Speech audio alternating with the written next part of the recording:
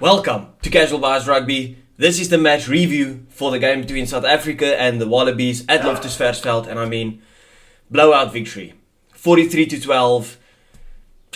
Back to the drawing board for Eddie Jones. We'll be looking at the player matchups, where the game was won and lost for the Boks and the Wallabies. And it's a tough one to swallow for the Wallabies, especially after the South African Driekus du Plessis also beat Robert Whittaker, the Reaper, via TKO. It's a tough weekend. Let's get into it.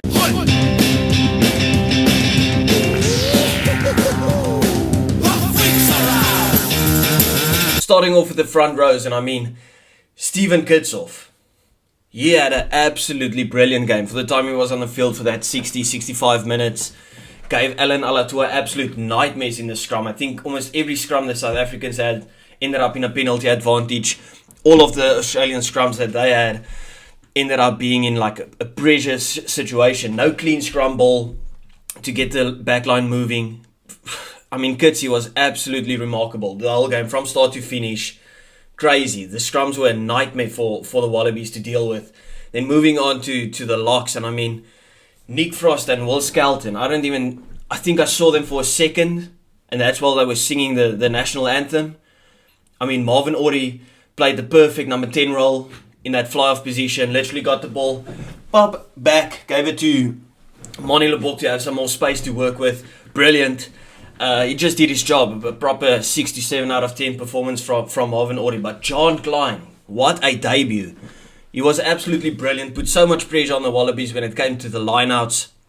Jumping there, disrupting the ball. His off-the-ball work, his ruck work, all those type of stuff, man. The guy was brilliant. Absolutely brilliant. I would be very surprised if he doesn't go to New Zealand. I would love him to go to New Zealand, play against the All Blacks, get some more game time, learn the game through the South African eyes, through the system.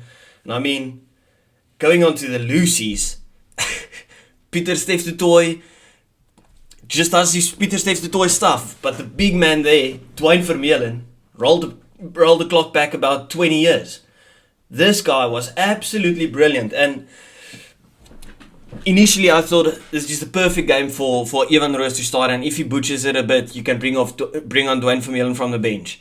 But Dwayne literally played like he was fighting for his life. He knows he's fighting for that World Cup spot with the likes of a Jasper Wiese there and Evan Roos there. And he wants that starting position. And a proper captain's performance. Getting into Marco van Staden. Now, in the match preview, I said I have divisive opinions about the guy. It's either very high or very low. And he had an absolutely extraordinary game. In my opinion, he was man of the match. I think he got the man of the match at the end.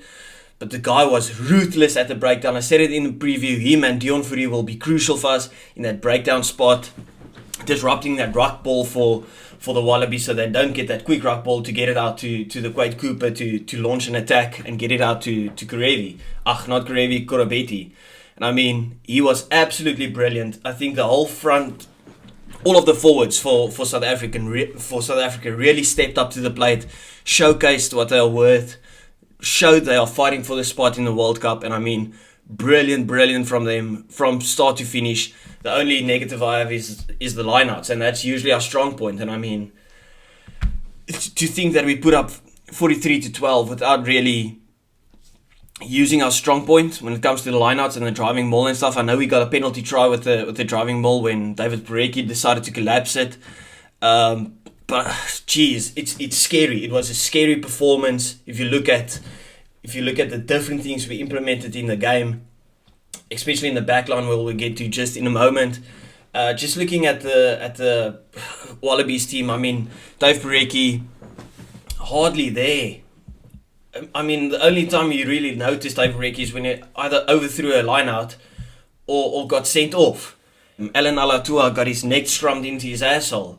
Tom Hooper, I didn't even see the guy on the field, and then he got subbed after 30 minutes. So tough debut for him. Michael Hooper got absolutely mauled physically, and that's not something I expected. I do rate Michael Hooper a lot. I put him in my combined 15 for the rugby championship, and it just didn't work today at all. So moving on to the back line, I mean, Kobus Reinach had a brilliant game. Him and Mani flowed very nicely. I think the kicking of both Kobus Reinach and Mani Lebok wasn't the best. I don't know if it was the altitude or stuff. Didn't seem to hit it quite sweet or on the sweet spot. But the running rugby, you just see it's a different ball game when those two play instead of a Faf de Klerk and a Andre Pollard. Now I think when it comes to a game that we select, let's say we play Scotland, I think this will be the perfect combination to play against Scotland, where I think if you play against a team like Ireland, I'll play Faf de Klerk and Andre Pollard. I think that's the system we have to work with. Those are the combinations that work absolutely brilliantly. Mani Lebok really gave Andre Easthuizen proper freedom to play his game with. If it was crash ball or kick in behind, Andre Easthuizen really showcased his worth today. I mean, he plays brilliantly for Harlequins, struggles in the South African jersey or doesn't get too much game time. I think that's why he maybe struggles, a bit of inconsistency. But I mean, geez, he was absolutely brilliant yesterday. Like, the guy really gave trouble to Research and Ikitau. Absolutely attacked the game line. He either played as a flank, hitting that ball on the crash ball, or he played as a brilliant number 12, got some room, got some space, and produced some magic. Lukanya steady performance, just did what he did, contributed to one of the tries. I think it was Arendt's second try. We blocked the kick with his leg, which produced into a penalty for us, got the line out and scored from there. I mean, just mentioned his name. The back three, I mean, Kurtley Arendts, Kainan Moody, Willie Leroux, all three of them had brilliant games. Kainan Moody really impressed me yesterday. Of course, Kurtley Arendts making it 10 tries in 8 games. I mean, ridiculous. Willie Leroux, good game. You knew he was going to have a good game when Reece Hodge launched the almost said a high kick up and under that almost touched the airplanes flying over the stadium. I mean, the guy had a good game, very good game. Moving on to the Wallabies backline, and I mean, it was just everywhere I just look, it's just anonymous. Like, did you see Quade Coop on the field? And I think this is where the system comes in. You can't choose a backline that wants to run, wants to attack the gain line, and then decide, listen, we're going to give it to Quade, he's going to give it to Research, and we're just going to launch up and unders. I can't remember a single running set piece that they had, except for at the end when they scored a try. And that's when Carter Gordon came on and Samu Kurevi was there. I mean, this is a very tough performance to say anything good about for the Wallabies. Now, I did mention there is a caveat. This is a quick turnaround for Eddie Jones. There's a lot of work to do, but I think this is just the start of it. I wouldn't look too deeply into this performance. I said they'll struggle in the Rugby Championship, maybe just get a win over Argentina, because Argentina did not look great yesterday, and that was at their home stadium. But I think there's a couple of changes to be made in the next game that they play now against Argentina next week. I would start Tate McDermott. I would start Kurevi, get him back into the mix, get him to run at players again. Keep Ikitau there. Maybe give Carter Gordon a start. I don't know. Could be good. But I mean, there's so many talented players. If you look at a Quade Cooper, Cora Betty, Samu Kurevi, Tate McDermott, Vunivalu didn't even have a touch. I mean, Kurtley Arendts was having a field day next to Vunivalu.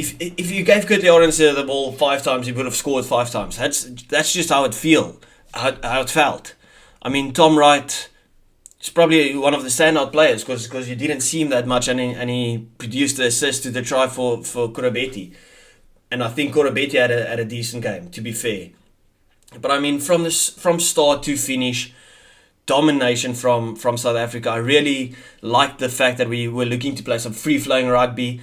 Told the guys, it seemed like Joel Knino, but told the guys, listen, go out, play how you play, just give it your all, and produce some magic. And that's exactly what the guys did. They had free room. I mean, the game wouldn't have worked with this backline for South Africa if the game plan was just to Faf de Klerk box kick or Andre Pollard attacking kick for the up and under. I don't think that would have worked. But with this team, that game plan worked brilliantly. And I got nervous at the start, to be fair, because Australia scored first. So it was 5-0. But to concede 43 points unanswered and then only score at the end, a consolation try, is just, in my opinion, it's unacceptable. The Aussies and Eddie Jones have to really take a hard look in the mirror, see what they have to better. I know they will be better. I still believe they'll do very good at the World Cup, one of the favourites to win it all. And I mean, doesn't sound good to say that after yesterday's performance, but I do have trust in these guys to actually bring it back up.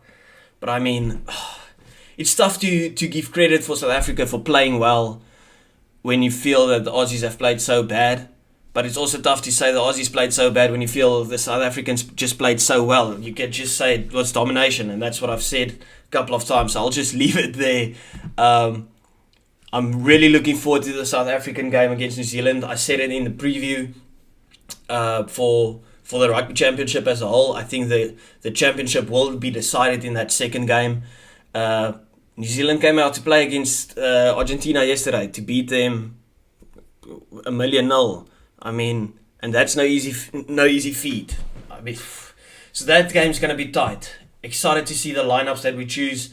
Who's going to stay? Who's going to go over to New Zealand? We'll have to wait and see. Thank you. Remember to hit the like and subscribe button. Appreciate it.